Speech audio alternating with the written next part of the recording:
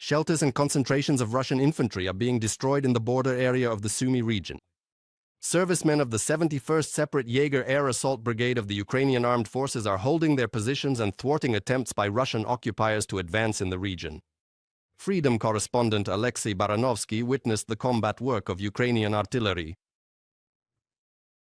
What are the most important goals now?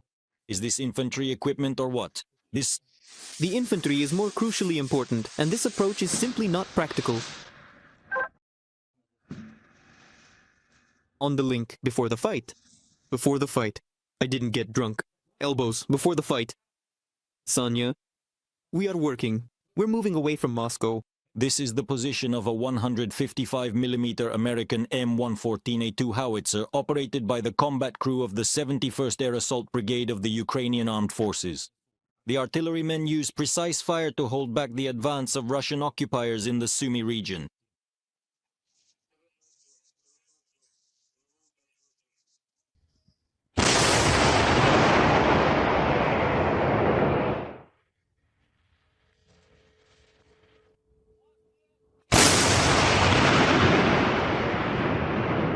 After firing at the coordinates, they camouflage the position and the gun.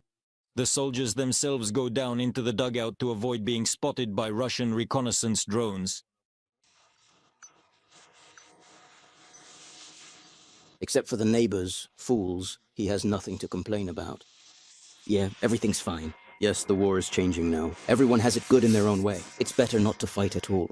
There's always plenty of work for the artillerymen at the positions. While friendly drones direct fire from Ukrainian guns, artillerymen must constantly monitor the skies and repel attacks.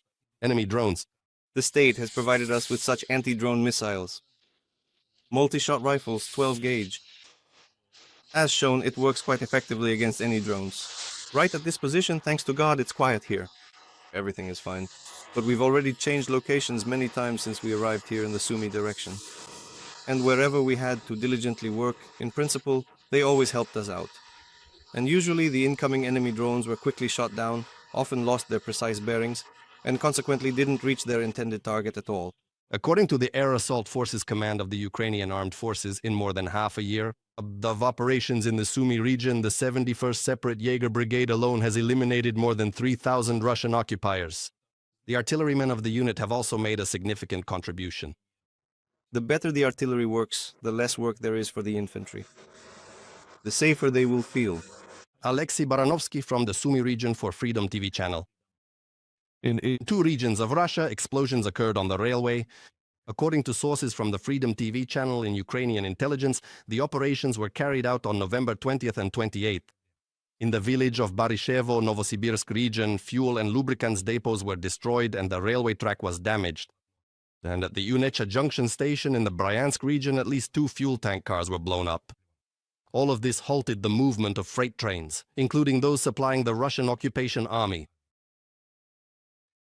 Why hasn't Donald Trump made any loud statements about the corruption scandal in Ukraine so far, and even now only mentions it rather reservedly?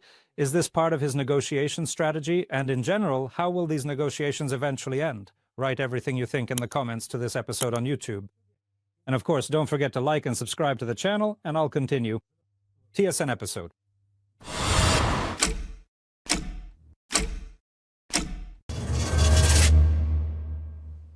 The enemy has advanced near Myrnohrad in the Donetsk region. This was reported by analysts from the Deep State portal. The Russians are trying to tighten the encirclement of this city even further and are taking advantage of the weather conditions, particularly the heavy fog. So now every exit from the city means close quarters combat with the enemy, which is almost impossible to avoid. At the same time, Ukrainian defense forces managed to clear Ivanivka and the southern outskirts of this settlement in the Dnipropetrovsk region of enemy forces. As a result of search and strike operations by the 37th Separate Marine Brigade, which carried out the mission, more than 50 occupiers were eliminated and another 19 were taken prisoner. In total, 171 combat engagements were recorded along the entire front line yesterday. This information comes from the General Staff. In addition to the Pokrovsk sector, active clashes with the enemy were also recorded in the Oleksandrivka, Kostiantynivka, Slovyansk and Lyman directions. The Minister of Defense of Ukraine called on Europeans to finance Ukraine using frozen Russian assets. Denis Shmyhal took part in the EU Foreign Affairs Council meeting with the participation of defense ministers, where he informed the allies about the most urgent needs of Ukrainian servicemen, particularly in the field of air defense. He also called on the allies to cooperate with Ukrainian defense companies. Europe must make Ukraine as strong as possible, since Moscow clearly does not want peace. This statement was made by the EU's chief diplomat Kaja Kallas before the meeting.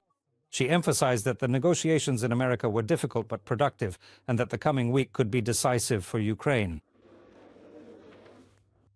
Ukraine is requesting another €1 billion for American weapons by the end of the year. This was stated in comments to Bloomberg by the head of Ukraine's mission to NATO, Alyona Hetmanchuk. According to the official, this is critically important against the backdrop of intensified Russian airstrikes and the winter offensive by occupying forces. The funds are planned to be obtained within the framework of the PRL program, which allows the purchase of U.S. weapons with money from European partners. According to Hetmanchuk, this program has made it possible to secure the acquisition of 75% of all Patriot systems and 90% of other air defense systems. And although some allies are currently reluctant to invest in Pearl due to peace negotiations initiated by Donald Trump, the Netherlands, on the contrary, have decided to allocate €250 million, which they plan to use to purchase, in particular, anti-aircraft missiles for F-16s and ammunition, which Ukraine needs the most. The announcement about the allocated funds was made by the Dutch Minister of Defense, Ruben Brekelmans, before the start of the EU Foreign Affairs Council meeting. He reminded that Europe witnesses Russia's intense air attacks on Ukraine every day, particularly targeting the energy sector, which affects the daily lives of Ukrainians. Brekelmans believes that the only way to help is to deliver a large amount of aid, and overall, under the PRL initiative, the Netherlands has committed to allocate €500 million. Special Operations Forces of the Armed Forces of Ukraine struck a storage area for Shahed-type UAV launches belonging to Russia in temporarily occupied Crimea, near Cape Choda, from where the occupiers had been launching attacks on Ukrainian cities almost every night. The operation was carried out on the night of November 28th, but the results of the attack have only now been definitively confirmed. Special Operations Forces continue to undermine the offensive capabilities of the Russian Federation's army. Since the beginning of the day, 138 combat clashes have been recorded on the front line. According to the General Staff of the Armed Forces of Ukraine, the country's defense forces continue to repel Russian assaults and thwart the Kremlin's plans. This includes the capture of Pokrovsk and other cities. More details about the situation on the front line are coming up in the report. Russian troops continue to attack logistical routes in the Pokrovsk area, but Ukrainian soldiers do not consider this a sign of encirclement. The soldiers report only isolated instances of the enemy appearing near the logistical corridors. Any enemy personnel from the occupying army are immediately eliminated. Russian forces continue to suffer losses, having become bogged down in urban combat.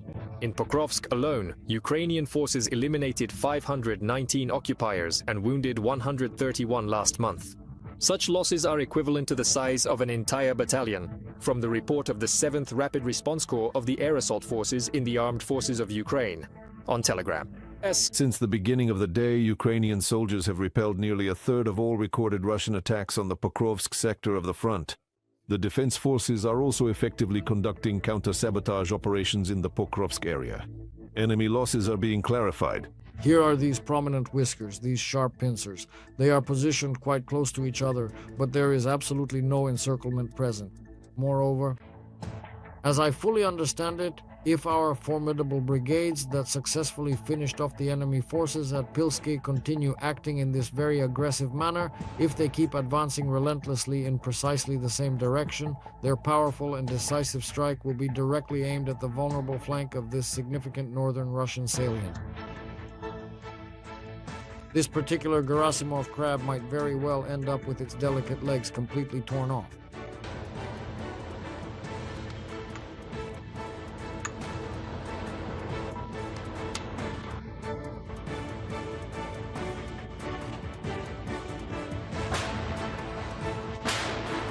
Faster! The Konstantinivka, Lyman, and Oleksandrivka directions remain difficult. There, the defense forces have also repelled about a third of the Russian assaults. And in the Kupiansk area, according to military experts, Ukrainian forces have improved the situation. Our troops are holding the south, trying to clear and drive the enemy out of these areas. But most importantly, our military units are partially cutting off their crucial logistical supply routes, which is a significant concern to the northwest. And for them, this is already creating a serious situation regarding supply and logistics. According to the General Staff of the Armed Forces of Ukraine, since the beginning of the day, Ukrainian soldiers have destroyed 239 Russian operational tactical drones along the entire front line. A sighted in rifle, I sighted it in myself. A sighted in rifle, I sighted it in myself. I keep telemarks for the drones I've shot down. I've already got 8. In addition, another one was destroyed the day before. A Russian tank, 6 armored fighting vehicles, 14 artillery systems, as well as 71 units of enemy automotive and special equipment, and 1,060 Russian occupiers were eliminated.